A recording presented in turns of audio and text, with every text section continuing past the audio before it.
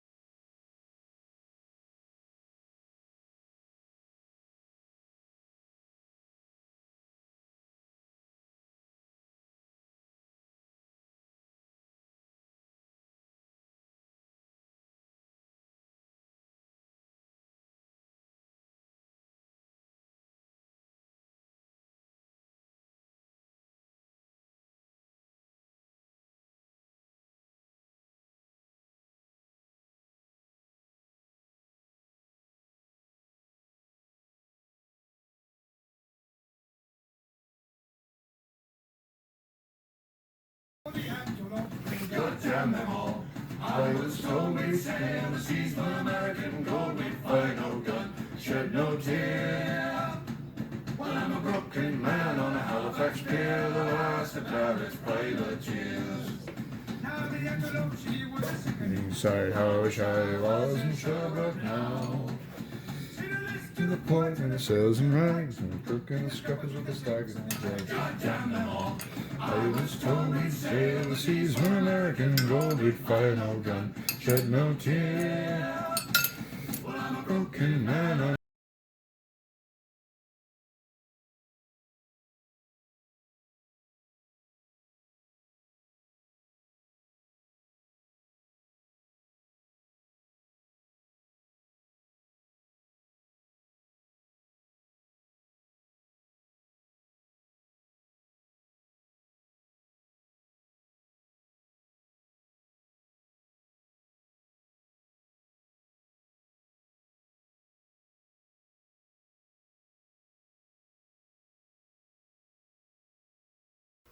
So now that one half of the dovetail has been machined, let me show you guys something that these K&T high-speed heads can do that I've seen very few other machine attachments do.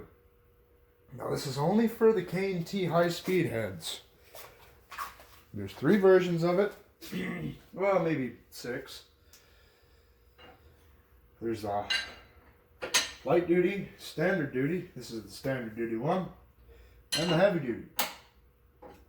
They're very universal, very, not necessarily universal, very useful little pieces of equipment. These things, when they were new, they cost about as much as a house, from what I'm told. And they can do some fun things, like, oh, she doesn't want to do it. There we go. What?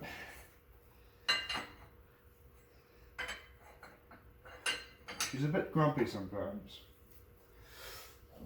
There we go. I can just move this head. But that far should be good. All the way out. It cranes its neck like a giraffe. Still quite stable. Still quite strong. These two, I believe they're 4 and 5/8 inch. I could be wrong. They're about 4 inches. Overarms. Quite strong. They're held into the casting well.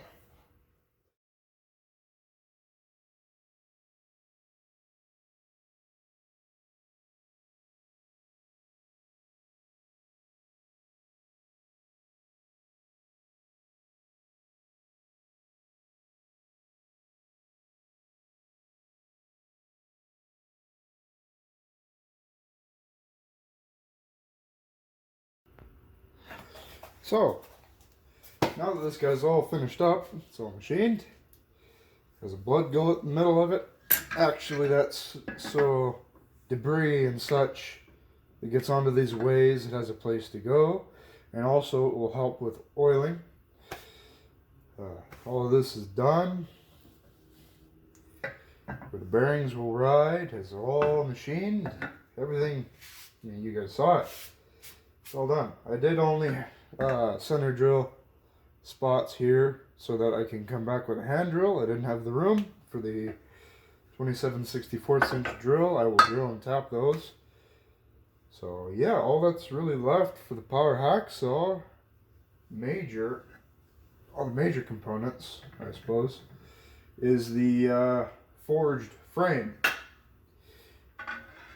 So to do that, I'm gonna have to wait till the weather's good. I'm gonna have to get some propane, maybe make up some tooling, or, well, last Monday I made this guy.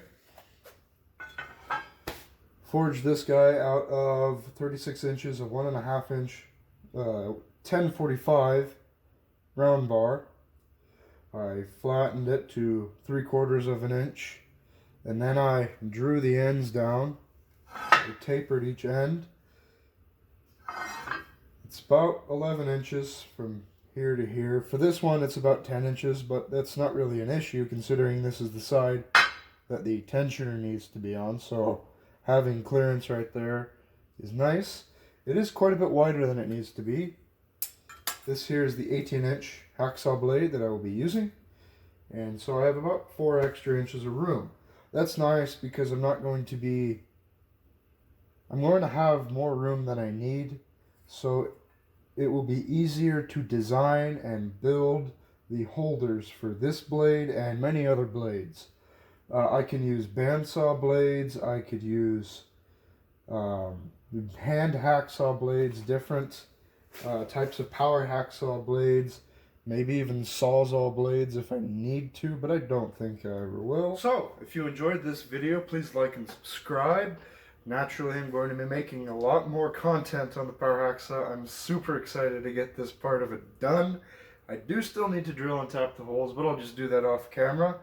And I have a question for you, the viewer. A lot of the smaller things, like the eccentrics and the pivot for the hydraulic cylinder that will act as the downfeed cylinder and the plumbing for that, do you really want to see all of that? Or should I just do that all off camera? It's a lot of little tedious things that I can very easily explain away in 2 seconds. Things that really I don't need to video. Things like the drilling and tapping. I'm not going to sit there and waste my time videoing that because that's drilling and tapping. People have done that quite a bit. It's very common. And I personally don't see the need to video things like that. Naturally, the machining of this forged frame, that's something that people might or are going to be very interested in. For machining of this weldment for the power hacksaw, that's something that people are going to be quite interested in. But little things like that, maybe even the vise, how I put the vise together, I can very easily just show it after I'm done and then explain how I did certain things, versus dragging my phone around and videoing every minor detail. I just don't think that would be very interesting content. I don't think that would be very interesting to a lot of people. So let me know. I could be very wrong. I'm only one man, and my opinions are quite narrow. That's just the way it is. Our opinions and our perspectives are quite narrow and quite small. So I'm asking for your opinions and your perspectives. Would you like to see the little things with this hacksaw build, or would you like me to just stick to the big stuff and explain it away whenever it is done? Much faster to explain it, but also less machining content. Again, thank you for watching this video. If you've gotten this far, then please like and subscribe once more. People have been really supportive of this channel, of the content that I've been making recently, especially on this power hacksaw. Foxberg's Fabric Goblin has been I've been talking with him quite a bit. He gave me a bunch of tools too. And Chirpy's Tinkering. I think you have commented on every single one of my videos. You've liked and commented on every single one of my videos, and I just want to thank you for that. I don't know if a lot of other viewers know that, but check both of those channels out. They're both very good people. They both have very interesting content, just as definitely more interesting than my content. So that's the end of the video. Have a good day.